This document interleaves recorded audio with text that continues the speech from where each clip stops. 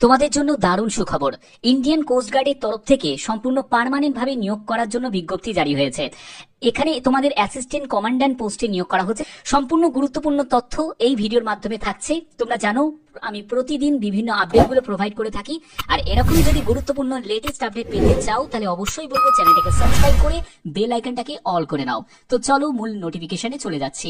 তোমরা দেখতে পাচ্ছ যে আমি নোটিফিকেশনটা ওপেন করে নিয়েছি। একদম দারুণ আপডেট প্রত্যেকের জন্য। এবং এখানে দেখো তোমাদের কি কি ডকুমেন্টস রিকোয়ার্ড আছে যেগুলো তোমাদের আপলোড করতে হবে। যেখানে তোমাদের 10th এর মার্কশিট সার্টিফিকেট, উচ্চ মাধ্যমিকের মার্কশিট সার্টিফিকেট বা ডিপ্লোমা বা তোমার যদি গ্র্যাজুয়েশন থাকে সেই সার্টিফিকেট মার্কশিট, এগুলো তোমাদের প্রয়োজন আছে। ঠিক আছে, তোমাদের এখানে যে ডকুমেন্টস গুলো আপলোড করবে সেগুলো যেন জেপিজি ফরম্যাটে কিন্তু আপলোড করতে হবে এবং 10 কেবি থেকে 100 কেবির মধ্যে তোমাদের হতে হবে। ওকে, এখানে দেখো সম্পূর্ণ ডিটেলসটা তোমাদের মেনশন করা আছে। আবেদন মূল্য হিসাবে তোমাদের 300 টাকা আবেদন মূল্য লাগছে।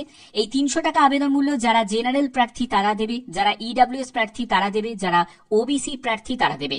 এসসি এসটি যদি ক্যান্ডিডেট হয়ে থাকো তাহলে তোমাদের কোনো আবেদন মূল্য দিতে লাগছে না। ওকে, এখানে তোমাদের এক্সামিনেশন ফিজের ব্যাপারটা ক্লিয়ার করে দিলাম। এবার তোমাদের এখানে এক্সামটা কিন্তু অনেকগুলো স্টেপে কিন্তু এক্সামটা তোমাদের হবে, অনেকগুলো স্টেপ থাকবে। যেখানে দেখো স্টেজ 1 থাকছে, সেটা হলো 18 সেপ্টেম্বরে হবে। তারপরে নভেম্বর মাসে স্টেজ 2 হবে। তারপরে স্টেজ 3 হবে হচ্ছে তোমাদের 26শে জানুয়ারি থেকে অক্টোবর 2026। তারপরে হচ্ছে স্টেজ 4, সেটা মার্চ 26 থেকে এপ্রিল। তারপরে হচ্ছে স্টেজ 5, সেটা হলো ডিসেম্বর 2026। তো এগুলো কিন্তু অনেকগুলো স্টেজে তোমাদের ভাগ করা থাকে, কারণ তোমরা জানো মেডিকেলি থাকে, তারপরে হচ্ছে তোমাকে ফিজিক্যালি ভাবে বিভিন্ন টেস্টগুলো থাকে, রিটিন থাকে। তো যেহেতু একটা পার্মানেন্ট এত ভালো একটি লেভেলের পোস্টে তোমাদের নিয়োগ করা হচ্ছে, তো তার জন্য তোমাদের সিলেকশন প্রসেস তো একটু তো টাফ হবেই। তো দেখো এখানে আর কি কি বলা হচ্ছে। মেডিকেল স্ট্যান্ডার্ডের ব্যাপারটা ক্লিয়ার করা আছে যে হাইট তোমাদের 157 সেন্টিমিটার মিনিমাম হাইট হতে হবে। ঠিক আছে, 157 সেন্টিমিটারের যদি কম হয় তাহলে কিন্তু আবেদন করতে পারবে না, এবং হাইটের সাপেক্ষে তোমাদের ওয়েটটাও হতে হবে। এবার বুকের ছাতির ক্ষেত্রে বলে রাখি 5 সেন্টিমিটার তোমাদের এক্সপেন্ড করতে হবে। হিয়ারিং কন্ডিশন সেটা নর্মাল থাকতে হবে। আই সাইটের ক্ষেত্রেও এখানে বলা আছে 6669 তোমাদের কিন্তু এটা হতে হবে।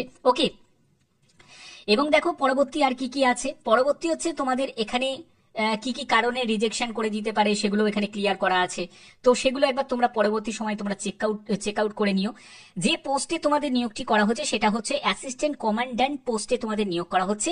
এই অ্যাসিস্ট্যান্ট কমান্ড্যান্ট পোস্টে তুমি যখন নিযুক্ত হয়ে যাবে তারপরে প্রমোশন লেভেলটা দেখো, ডেপুটি কমান্ড্যান্ট থেকে শুরু করে কমান্ড্যান্ট জেজি, তারপরে কমান্ড্যান্ট, তারপরে হচ্ছে ডেপুটি ইন্সপেক্টর জেনারেল, তারপরে হচ্ছে আইজি, অ্যাডিশনাল ডিরেক্টর জেনারেল, তারপরে ডিরেক্টর জেনারেল। অর্থাৎ প্রমোশন লেভেল যথেষ্ট পরিমাণে ভালো। পাশাপাশি তোমরা বেসিক পে গুলোও দেখতে পাচ্ছ, খুবই আকর্ষণীয়। ঠিক আছে, এটা হলো একটা সেন্ট্রাল গভর্নমেন্টের জব এবং পার্মানেন্ট পোস্টে তোমাদের নিয়োগ করা হচ্ছে।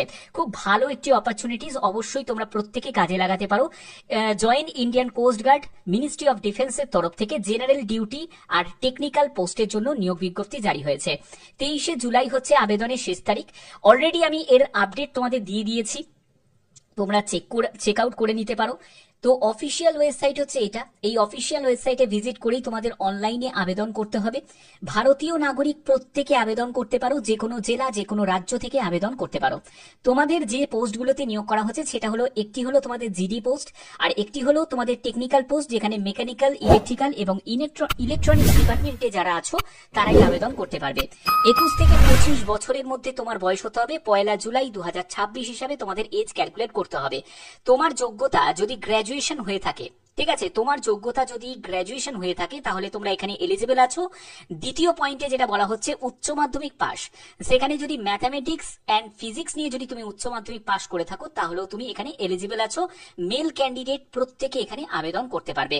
এখানে দেখো মেল ক্যান্ডিডেট প্রত্যেকে আবেদন করতে পারবে। যারা বিটেক ক্যান্ডিডেট আছো তারাও এখানে এলিজিবল আছো। অবশ্যই তোমরা যদি মেকানিক্যাল নিয়ে, ইলেকট্রিক্যাল নিয়ে বা ইলেকট্রনিক্স নিয়ে যদি বিটেক করে থাকো তাহলে তোমরা এলিজিবল আছো।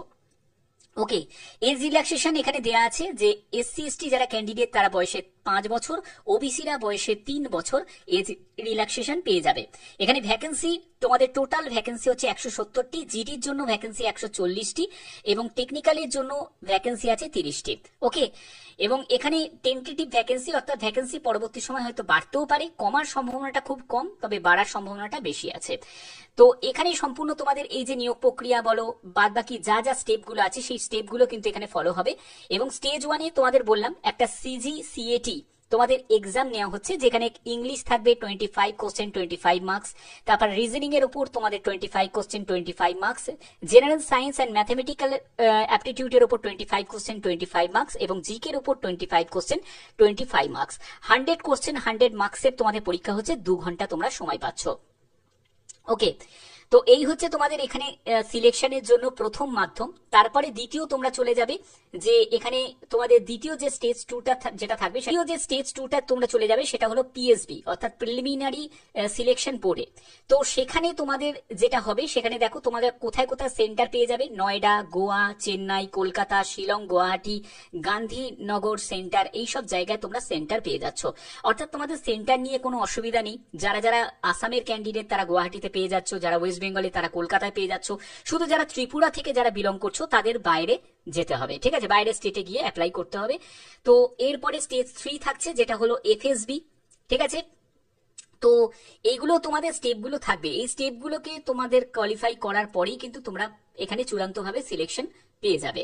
এবং তোমাদের অবশ্যই এই সাইটের আমি লিংক দিয়ে দেবো ডেসক্রিপশনে, তোমরা সেখান থেকে একবার চেক আউট করে নেবে।